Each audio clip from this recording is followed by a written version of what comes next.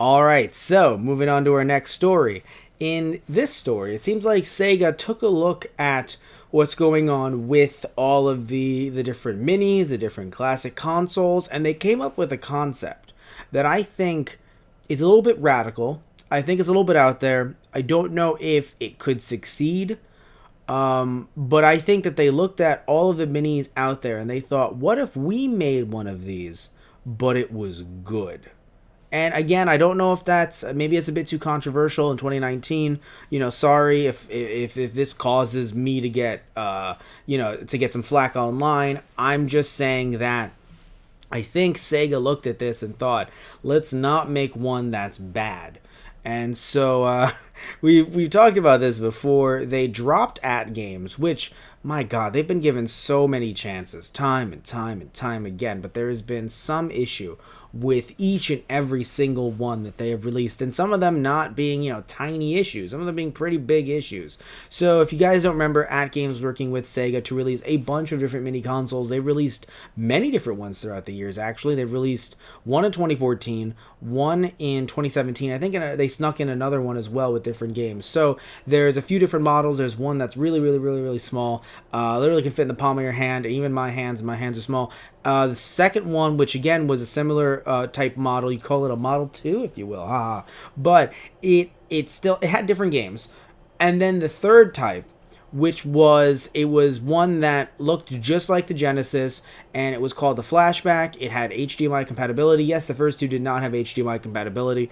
This one, however, did. All three could play cartridges, which is nice. Seemed like this one could as well. But the biggest issue with all of them is it was either a bit too hard to pull out the cartridges, which made you think, why am I putting my more expensive cartridges in this? Also, they had games that were not Sega Genesis games, but promoted it as having 80 games on the box. Bit of an issue because look, if you want to put in your weird packed-in games, okay, like they're funny, but why would you?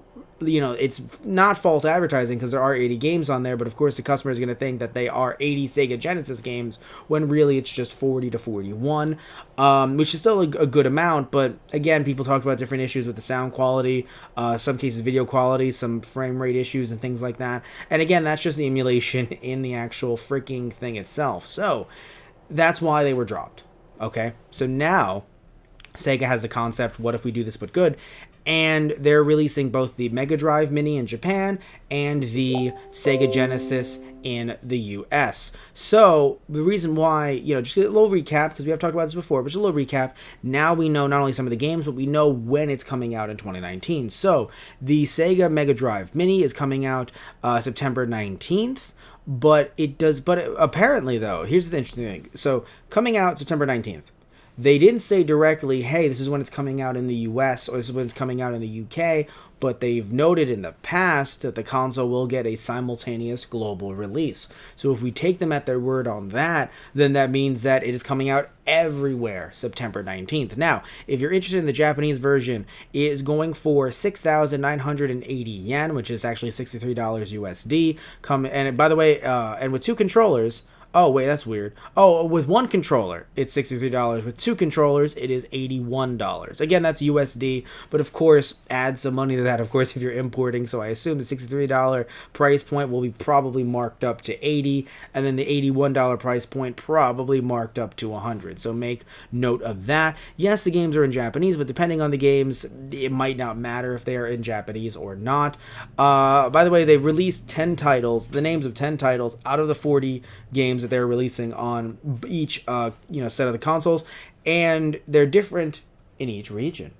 Interesting. So in the Japanese region, they're announcing that they are putting on the console Sonic the Hedgehog 2, Puyo Puyo 2, Shining Force, Kamigami no Isan, which is Shining Force, The Legacy of Great Intention.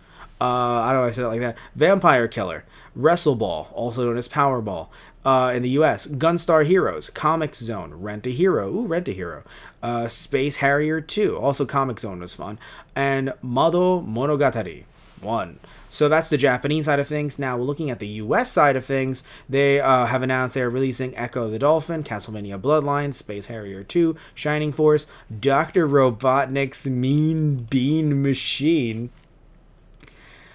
That's the thing. Ooh, Toe Jam and Earl. That's actually awesome, especially with that new game that was released on the Switch and I believe every other console as well, including the Atari Jaguar. No, it wasn't. But they were promoting it on Twitter as if it was. That was funny. Comic Zone, Sonic the Hedgehog, Altered Beast, and Gunstar Heroes. Interesting.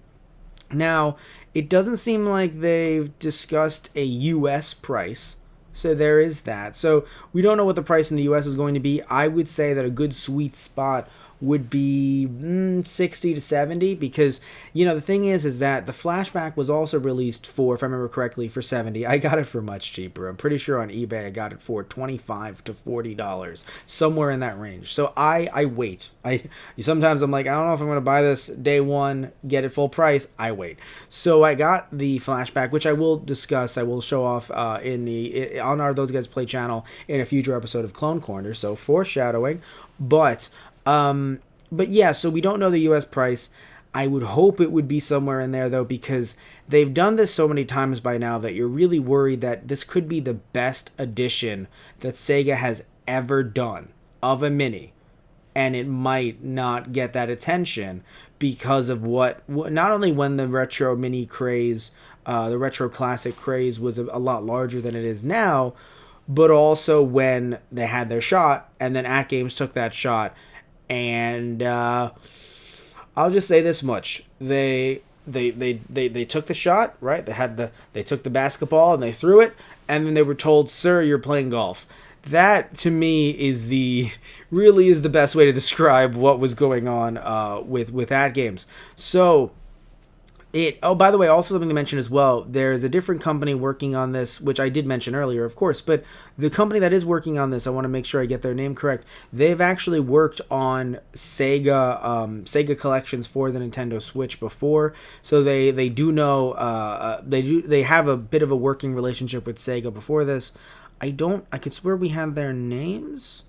That's interesting that we don't have their names in this article because I have mentioned them before. So I want to give them a shout out because, I'm assuming that if Sega is working with them directly and is working with them directly in Japan, that they're going to be doing a much better job. And, if they're not, then there's at least some communication there. But yeah, sadly, we don't have their names on hand.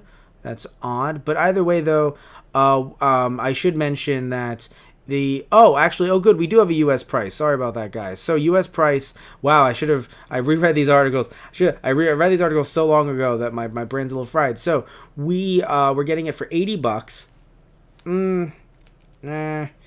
$80, but it will include 2 controllers, a USB power adapter, a power cable, and an HDMI cable. So at least it has more than the PS1 Classic, which did not come with that power adapter, i.e. the brick.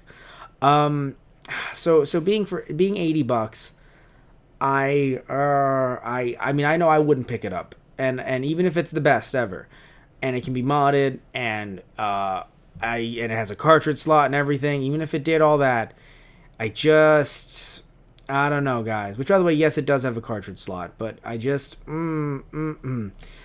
really it matters on. I hope the general consumer will, because if this is amazing, I want it to succeed, but that's a lot of money. I mean, that's even more than the flashback, and if it's better than the flashback, don't get me wrong, it's great, but I don't know if people are going to pay that much, even with the cartridge slot, now, after being burned so many times. Now, you guys might, people watching this video, people watching other YouTube videos, you guys might go, no, but this is going to be the good one. So, of course, I'm going to buy this. I'm going to spend money on the good one. I spent money on the bad ones. Not going to spend money on those anymore. And maybe you've sold those. Heck, maybe you're one of the people who sold it to me. But, you're interested in this. But the general consumer who doesn't really, watch a lot of this stuff, but what they do know is that other one that they bought that was like $70 or that was, $50, to them it's poop. They're like, well, I spent a lot of money on something that, in their heads maybe should have been like a $25 clearance item. So, I'm worried that the brand is a little bit in trouble. Not the general Sega brand, of course, but the idea of them putting out a Mini, it is in trouble. So I wasn't earlier, but now looking at, I don't think I mentioned this last time I did, which was before we even went live on Twitch, but for $80, I just feel like maybe at most 75, maybe 70, but 80 is a lot. But tell me what you guys think down below. Do you think 80 is a lot? Are you hyped for this? Do you think that I should be more hyped for this? Because I will admit, I'm hyped to see what can come from this, and if this is better than what we've seen previous. So I would love to see Sega actually have a good, an objectively good mini console. So I'm hyped, but tell me what you think. Again, are you hyped? Are you dehyped? Are you interested in dumping that $80 or into it, or you're thinking, I don't know if I want to put that kind of money into this just yet? So again, tell me what you guys think about all of this stuff down below, either in the Twitch chat or in the YouTube comments section.